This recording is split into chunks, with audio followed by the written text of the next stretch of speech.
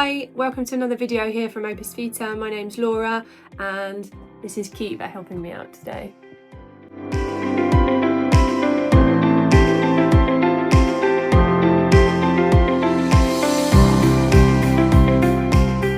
Opus Vita really started from quite a personal place for me. I've always struggled with my mental health, and during that time I found a lot of grounding through mindfulness. Slowing down, sort of noticing small moments and caring for living things. And that care started with animals, insects, and at one point even a dehydrated bumblebee that I once helped. And it gave me a real sense of purpose when things felt quite overwhelming for me. It made me realise that even the smallest lives matter, and that looking after them helped me look after myself too. My fascination with jumping spiders actually started way back in 2009 when I was on holiday in Florida, and a lot of you might know that some jumping spiders actually do originate in Florida and other hot countries, and in that moment in time I locked eyes with a female jumping spider and I never looked back.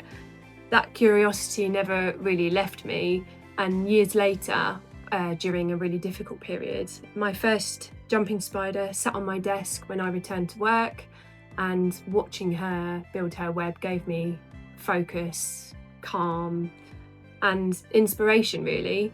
Opus Vita grew from that, and it's about more than just breeding jumping spiders and selling enclosures and things.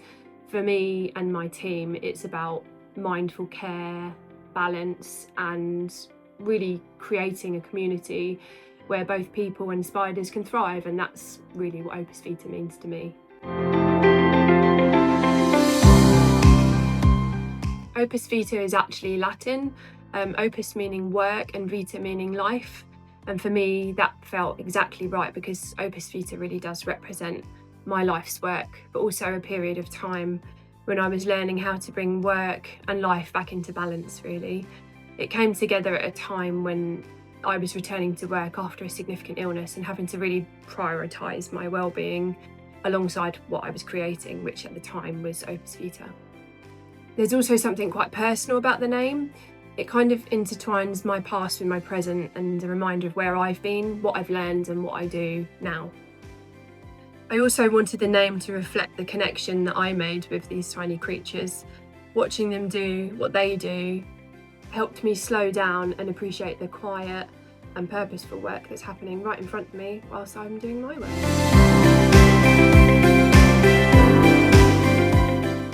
They're curious, interactive, and surprisingly expressive. Jumping spiders quite literally watch you. They respond to movement and don't require a lot of space or upkeep, really. They're quiet, low maintenance, and pretty calm to observe. And the alternative for me at the time was actually a goldfish. So when I was researching myself about what would make a good pet for me, I came across these little guys again, and it all began from there.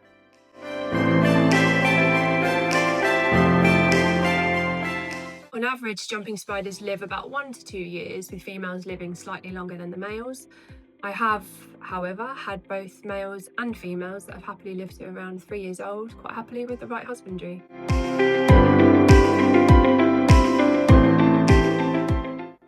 At the moment, there are over 6,000 known species of jumping spider worldwide, which makes them actually one of the largest spider families.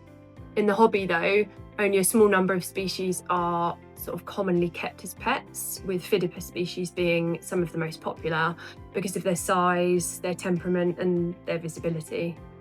In the UK, there are roughly around 35 species of jumping spider, although they do tend to be smaller and slightly less obvious.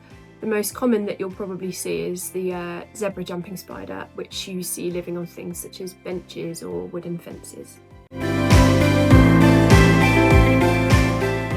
Jumping spiders are aged by something called instars. You might have seen the letter I next to a number when somebody's explaining the age of their jumping spider. And that actually refers to the number of times that they've molted rather than their size or how long you've had them. Each time a spider sheds its exoskeleton, it moves up an instar. So you'll often see spiders described as I4, I5, I6 and so on. This is the most accurate way to estimate their age, because growth rates can vary depending on species and temperature and feeding. Once a spider reaches its final molt, it's considered mature, and at that point it won't grow or molt again.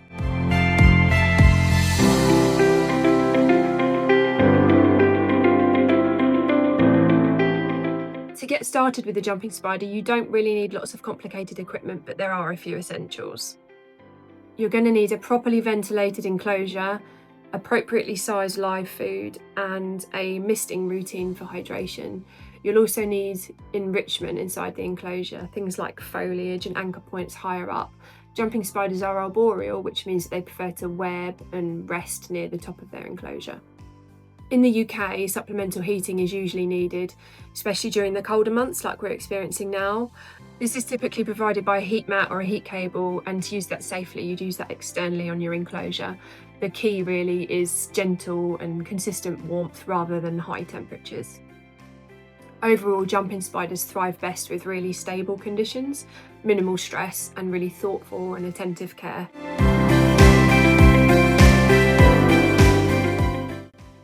The best enclosure for a jumping spider is one that's tall, well ventilated, and designed around how they would naturally live in the wild.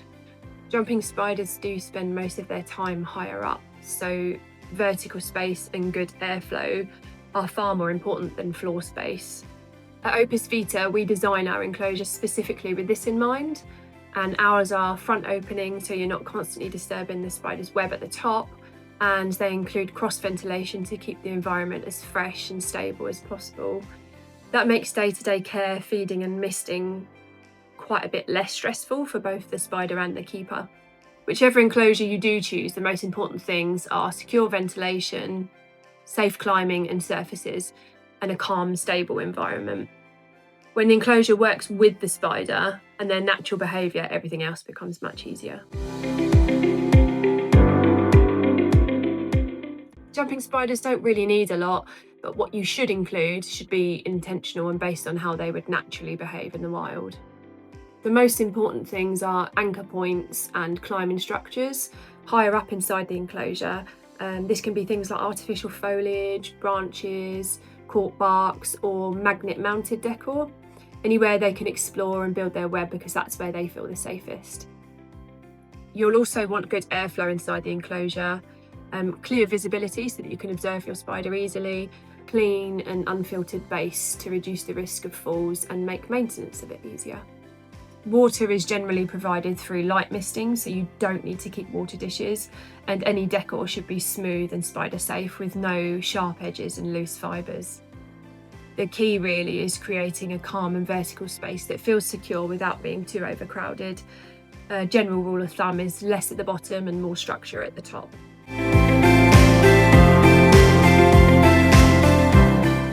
Keeping a jumping spider enclosure clean is mostly about regular spot cleaning rather than deep cleaning all the time, because that might disturb them a little bit too much. You'll want to remove things like uneaten prey and sort of leftover food remains and any visible waste, because it does happen, spiders do poop. This can be done with small tweezers or a cotton bud, and it only takes a minute or two. It's important not to overclean. Jumping spiders really do rely on their webbing, especially at the very top of the enclosure, and removing too much of this webbing can cause more stress. If a deeper clean is needed, it's best done between spiders rather than whilst one is living in the enclosure. You need to avoid harsh chemicals. Warm water or a spider-safe cleaner is more than enough, and the goal is to create a clean and stable environment, not a sterile one. How often you feed your spider depends mainly on their age and their size. Slings tend to eat every sort of 1 or 2 days. Juveniles eat mostly every 2 to 3 days, and adults are about once or twice a week generally. But rather than sticking to a strict schedule, it's best to watch your spider's abdomen size. A rounded abdomen means that they're well fed, and if it looks flat, it's generally time to offer some food. We tend to observe the spider's abdomen size in relation to their head. Generally, when the width of their abdomen is smaller than the width of their head, it probably means they're ready for a feed. It is also completely normal for jumping spiders to completely refuse food, and that's usually before a molt, or in adult females it can be when they're guarding eggs, and in mature males it's usually when they're looking for a mate.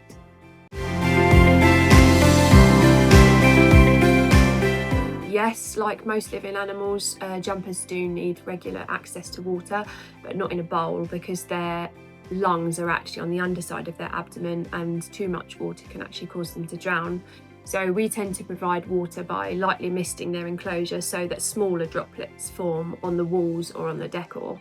The spider will then drink directly from these droplets, and in most cases, a really light mist once a day is more than enough, though this can vary slightly depending on the temperature and humidity and where you are. It's really important to mist really gently and never spray water directly on the spider because that can stress them. You're aiming to provide hydration, not soaking the enclosure. As long as there are fresh droplets available once a day and the enclosure can dry out fully in between misting, you're doing it right. Jumping spiders eat live insects, and for now I'll keep this as a general overview because I'll be doing some more in-depth videos on specific prey options in the future. For most jumping spiders, suitable food options are things like fruit flies for spiderlings, green or blue bottles for juveniles and adults, and occasionally small crickets or mealworms for larger or mature spiders. Another general rule of thumb is that the prey should not be bigger than the spider's abdomen. It's also important to use clean and appropriately sized feeder insects and to remove anything that's been left uneaten. This way the enclosure stays safe and stress-free. I'll go into much more detail on prey and types and sizes and feeding techniques in a separate video. Yes, we do. Through our Opus Vita website, we breed and sell a range of live feeder insects that are suitable for jumping spiders, which we can post out to you anywhere in the UK. That includes things like fruit flies, mini mealworms. And I say mini because standard mealworms are often too large for jumpers, and green and blue bottle casters, which are ideal for juveniles and adults. Everything we supply is bred with jumping spiders in mind, and I'll be covering feeding and prey options in much more detail in the next video.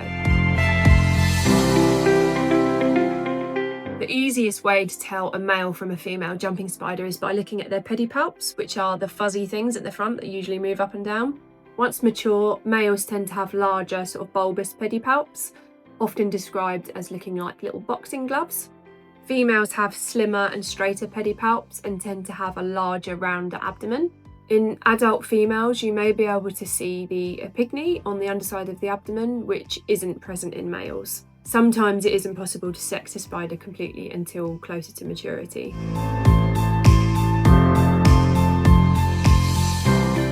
At Opus Vita, we're extremely selective about breeding. We only pair healthy, mature spiders that are the same species and the same locality, and we always keep really detailed records so that we can avoid inbreeding.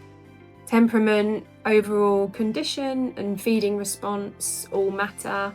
If a spider isn't thriving, they're not used for breeding, and welfare always comes first. We're often asked why we have gaps in time where we don't have spiders available for adoption. But for us, it isn't about producing as many spiders as we possibly can. We focus more on maintaining really strong and really healthy bloodlines and being really responsible for the little lives that we're working with. No, although physically possible, jumping spiders shouldn't be bred across different locales or species. Even if two spiders look similar, crossing species or mixing localities, for example, a Florida and a Bahamas, can lead to genetic problems, unexpected traits, and kind of welfare issues. It's also considered unethical within responsible breeders. At Opus Vita, we only ever breed like for like, the same species, the same locality, and this is mostly to protect the health of the spiders and the integrity of their lines.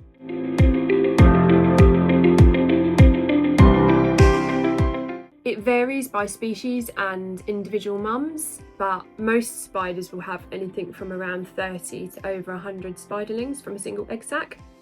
Not all of them do survive, and that is quite natural, which is why careful, responsible breeding and aftercare is so important. Some of our smallest egg sacs, from Aura, which is one of our Bahamas mums, she only ever had around 8 to 10 babies per egg sac.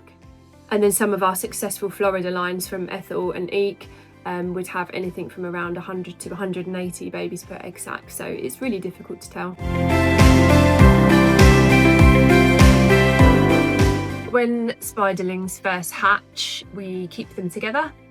inside the mum's nest. And as they grow and start molting, they do need to be separated because they can actually cannibalise each other, mistake each other for prey. So at Opus Vita, separation is done in stages and not all at once. Initially, we keep them in small groups and they're moved into individual containers as they become more active and independent and hunting alone. The key to this is to watch their behaviour really closely and separate them before any competition or aggression starts. We only look for forever homes once spiderlings are completely well established, and that means that they're feeding reliably, have completed several molts, usually around 6 or 7 for us, and they're strong and stable. Rehoming too early can be risky, so patience is really important. And for us, welfare always comes first. We always want to make sure that each spider has the best possible start before going to a new home. Before a molt, jumping spiders can become slightly less active and they might even stop eating for a while. They usually retreat into their web and they might hide and stay really still. During this time, the most important thing really is to just leave them alone. They know what they're doing, so there's no point in disturbing their space. You do need to make sure that humidity is appropriate with gentle misting as well, but don't disturb their enclosure.